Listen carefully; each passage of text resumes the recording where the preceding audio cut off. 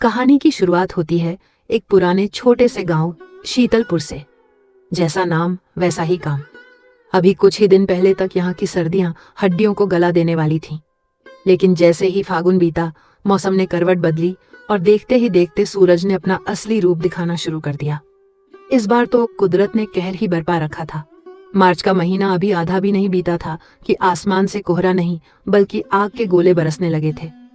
सुबह के 10 बजे भी सूरज का चेहरा इतना तमतमाया होता कि बाहर निकलना दूभर था।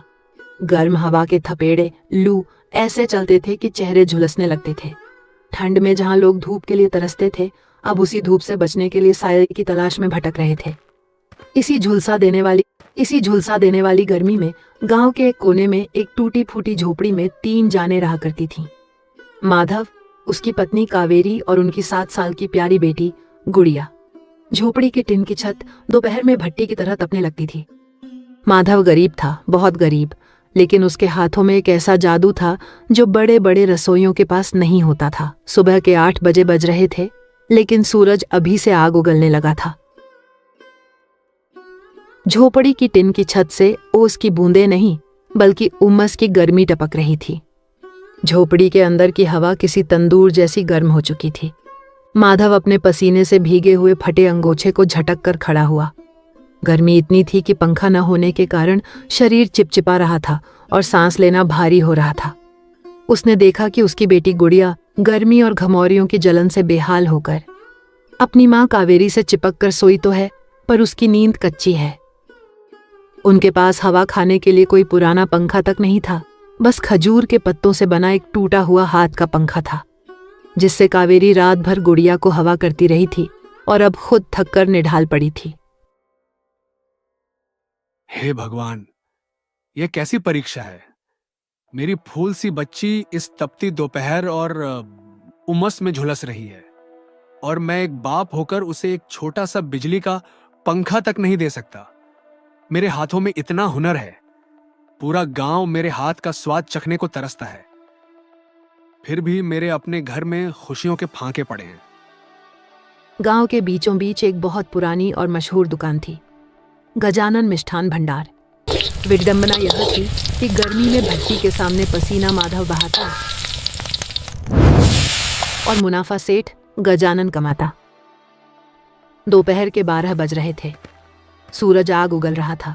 माधव पसीने से लथपथ दुकान पहुंचा। अरे ओ नवाबजादे, 12 बज गए और अभी तक भट्टी नहीं सुलगी। तुझे क्या लगता है ग्राहक इस लू में तेरा इंतजार करेंगे? कल तुझे गर्मी लग गई थी तो क्या हुआ? बुखार में हाथ काम नहीं करते? काम चोर कहीं का। जल्दी हाथ चला वरना आज की दिहाड़ी काट लूंगा।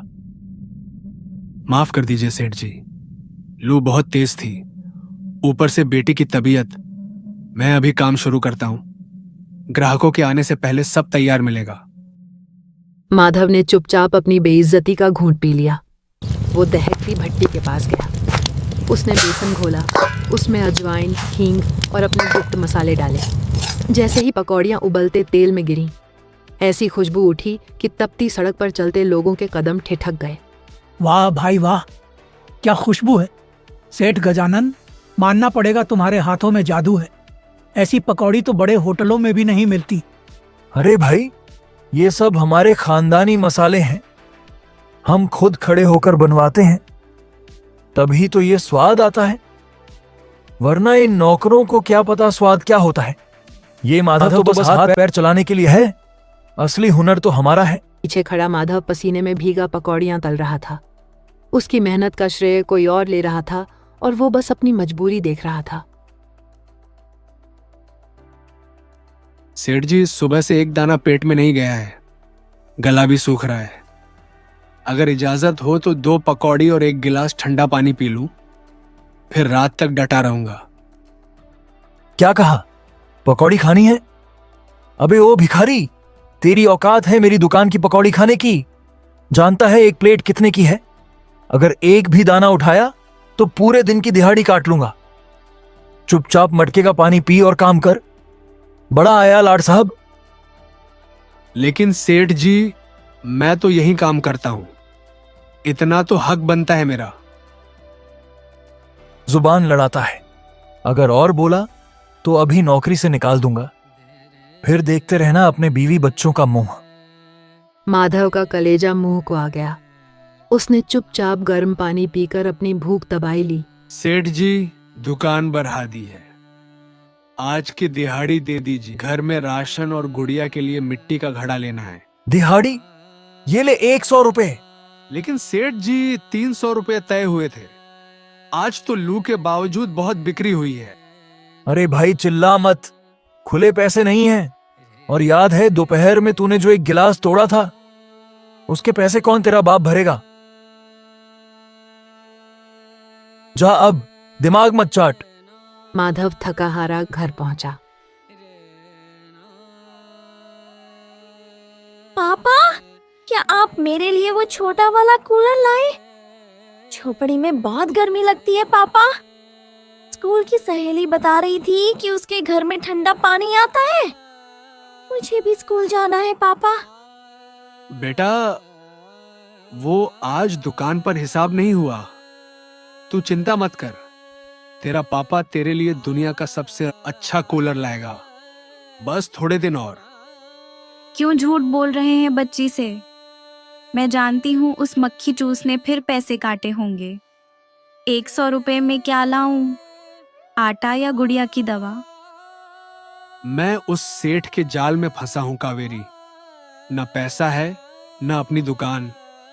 बस ये 100 रुपए लो और गुड़िया को दूध पिला दो। हम पानी पीकर सो जाएंगे।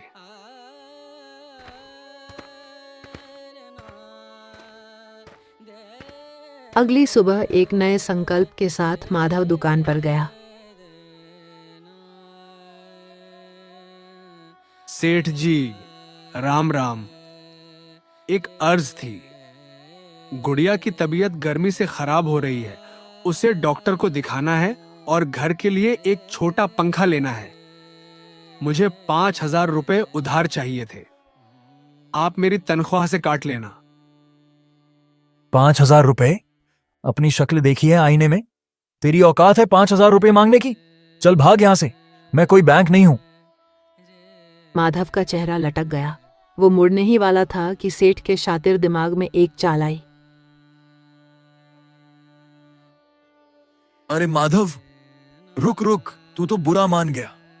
देख, उधार लेना बुरी बात है। तू अपनी बेटी को पढ़ाना चाहता है, गर्मी से बचाना चाहता है, ये तो अच्छी बात है। मेरे पास एक स्कीम है। कैसी स्कीम सेठ जी? देख, तू 5,000 रुपए लेगा और 2 दिन में खर्च कर देगा। तू भविष्य का सोच। आज से तेरी दिहाड़ी 400 रुपए। खुश? सच सेठ जी, आप तो देवता हैं। पूरी बात सुन, मैं तुझे रोज सिर्फ 100 रुपए नकद दूंगा घर खर्च के लिए। बाकी के 300 रुपए मैं तेरे नाम से अपने पास जमा करूंगा। साल के अंत में तेरे पास 1,08,000 रुपए होंगे। सोच, एक साथ 1 लाख। तू बेटी के लिए कूलर क्या ऐसी लगवा लेना। लेकिन सेठ जी, 100 रुपए में गुजारा कैसे होगा? मेहनत कर। अगर अपनी बेटी का भविष्य बनाना है तो 1 साल का कष्ट तो सहना पड़ेगा। बोल, मंजूर है? माधव ने सोचा। 1 साल का पसीना और बेटी की पूरी जिंदगी बदल जाएगी। मंजूर है सेठ जी, मैं दिन रात एक कर दूंगा। घर पहुंचकर उसने कावेरी को बताया। जी, 100 रुपए बहुत कम है, पर हम कर लेंगे। मैं 50 रुपए में दाल रोटी का जुगाड़ करूंगी। 40 रुपए बाकी खर्च के लिए और 10 रुपए गुल्लक में डालूं, ताकि बीमारी में किसी के आगे हाथ न फैलाना पड़े। महीने बीतते गए। चिलचिलाती गर्मी गई, मूसलाधार बारिश आई और फिर से वही जानलेवा गर्मी का मौसम आ गया। माधव की उम्मीदों का घड़ा भर चुका था। कावेरी, आज वो दिन है। आज मैं सेठ से अपने 1,08,000 रुपए लेकर आऊंगा। आज हमारी गुड़िया के पास पंखा भी होगा और स्कूल की नई ड्रेस भी। माधव खुशी खुशी दुकान पहुंचा। सेठ गद्दी पर बैठा नोट गिन रहा था। सेठ जी प्रणाम। साल पूरा हो गया, मेरा हिसाब कर दीजिए। सेठ गजानन की आंखों में वह चमक नहीं थी जो माधव उम्मीद कर रहा था। उसकी आंखों में एक अजीब सा खालीपन और धूर्तता थी। वह भूलने का नाटक करने लगा। हिसाब? कैसा हिसाब? कौन से पैसे? वही सेठ जी, 300 रुपए रोज जो आप जमा करते थे। 1 लाख रुपए से ज्यादा बनते हैं मेरे। तू पागल हो गया है क्या? कौन से 300 रुपए? तू रोज 100 रुपए लेता था। वही तेरी औकात थी। भाग यहां से। सेठ जी, आपने डायरी में लिखा था, वो डायरी देखिए। सेठ ने एक खाली डायरी माधव के मुंह पर दे मारी। देख, इसमें कोई हिसाब नहीं है। देख ले, एक पैसा नहीं लिखा इसमें। मैंने आप पर भरोसा किया था। आप भगवान से डरिए सेठ जी। ए रामू, कालू, इस पागल को धक्के मारकर बाहर निकालो। दोबारा यहां दिखा तो हाथ पैर तुड़वा दूंगा। वह रोता हुआ गांव के सरपंच चौधरी रघुनाथ के पास पहुंचा। सरपंच जी एक न्यायप्रिय और सुलझे हुए इंसान थे। सरपंच जी, मेरे साथ अन्याय हुआ है। सेठ गजानन ने मेरे 1 लाख रुपए हड़प लिए हैं। न्याय कीजिए सरकार। माधव, शांत हो जाओ। पूरी बात बताओ। क्या तुम्हारे पास कोई सबूत है? सबूत तो कुछ नहीं है सरपंच जी। बस मेरी पत्नी ने घर की दीवार पर कोयले से हर दिन का हिसाब लिखा है। कानून दीवार का हिसाब नहीं मानता माधव। सेठ बहुत चालाक है। माधव टूटे मन से मुड़ा, तभी सरपंच ने उसे रोका। रुको माधव, मैं तुम्हें पैसे तो नहीं दिलवा सकता, पर मैं जानता हूं तुम सच्चे हो। तुम्हारे हाथ में जादू है। ये लो 20,000 रुपए, इसे कर्ज समझो। जाओ अपना ठेला लगाओ। मुझे यकीन है तुम्हारा हुनर उस सेठ की दौलत पर भारी पड़ेगा। माधव के अंदर जैसे एक नई बिजली दौड़ गई। वह घर पहुंचा और कावेरी को सब बताया। उस रात उनकी आंखों में नींद नहीं थी। गर्मी की तपिश अब सुकून दे रही थी, क्योंकि उनकी आंखों में सुनहरे भविष्य के सपने थे। जी, रोना बंद। कल से आप अपनी दुकान लगाएंगे। ऐसी दुकान कि उस घमंडी सेठ के यहाँ मक्खियां भिन भिनाएंगी।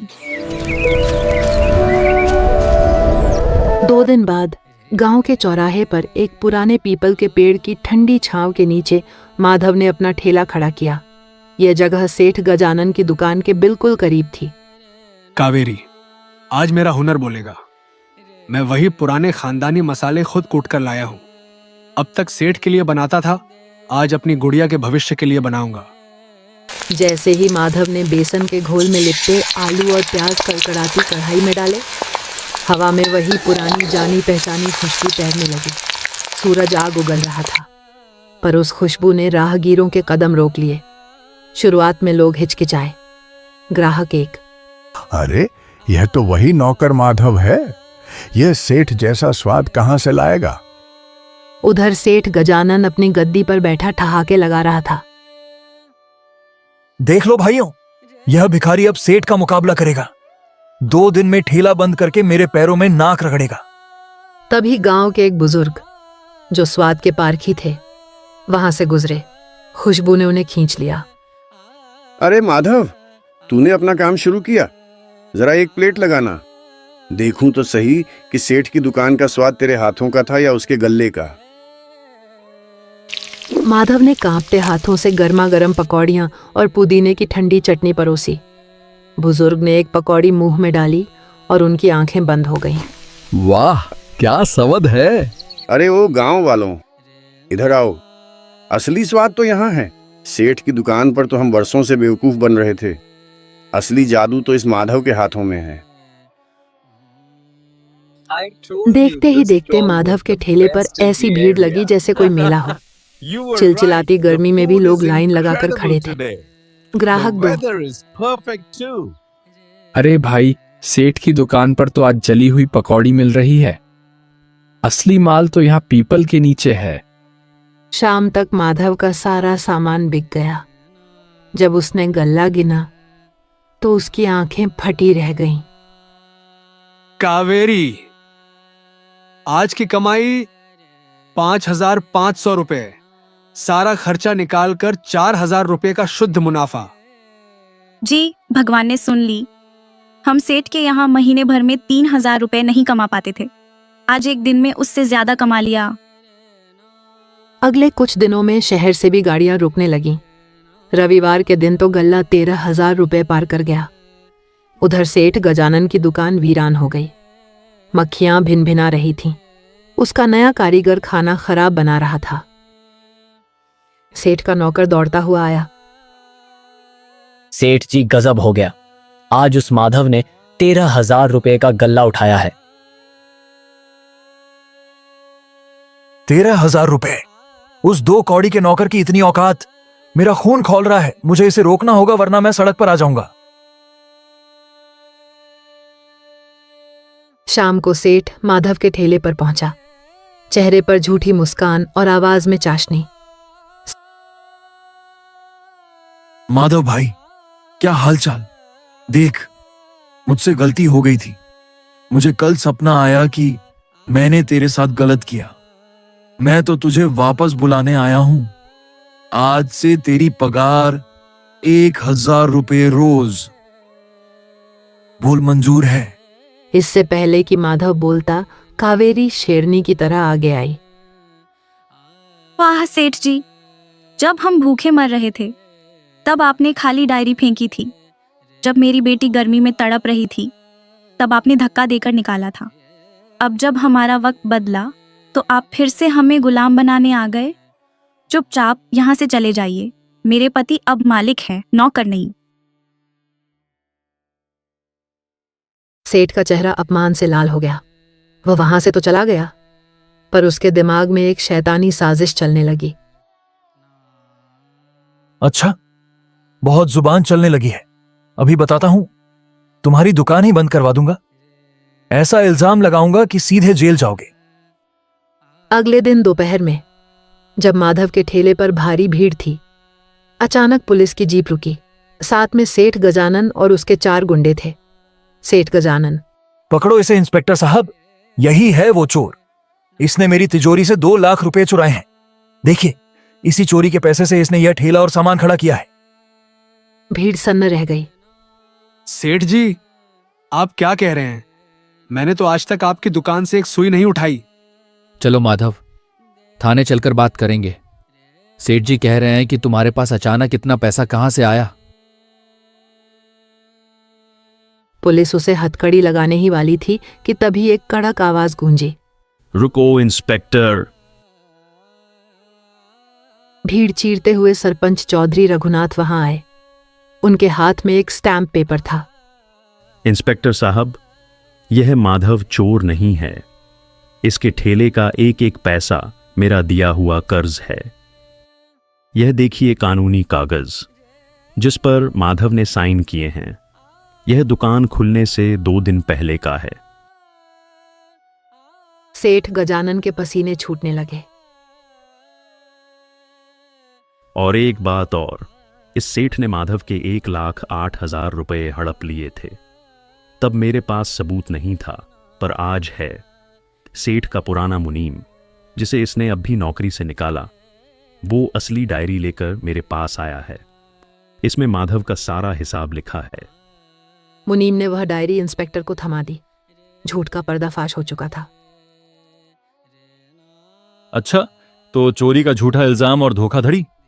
सेठ गजानन, अब तुम जेल की हवा खाओगे। हवलदार, लगाओ इसके हाथ में हथकड़ी। सेठ गिड़गिड़ाने लगा, पर कानून ने उसे नहीं छोड़ा। आज माधव की अपनी बड़ी दुकान है, माधव मिष्ठान भंडार। उसकी झोपड़ी की जगह अब एक पक्का मकान है, जिसमें कूलर भी है और पंखा भी। गुड़िया अब गांव के सबसे बड़े स्कूल में जाती है। माधव आज भी पीपल के पेड़ के नीचे गरीबों को मुफ्त में पकौड़ियां खिलाता है, क्योंकि वह अपनी गरीबी के दिन कभी नहीं भूला। तो दोस्तों, इस कहानी से हमें यह सीख मिलती है कि अच्छे कर्म और ईमानदारी का फल हमेशा मीठा होता है। अगर आपको यह कहानी पसंद आती है तो वीडियो को लाइक ज़रूर करें और ऐसे ही दिल छू लेने वाली कहानी के लिए हमारे इस चैनल को सब्सक्राइब करना ना भूलें। हम फिर मिलेंगे एक नई कहानी और एक नई सीख के साथ। तब तक अपना और अपनों का ख्याल रखें। धन्यवाद।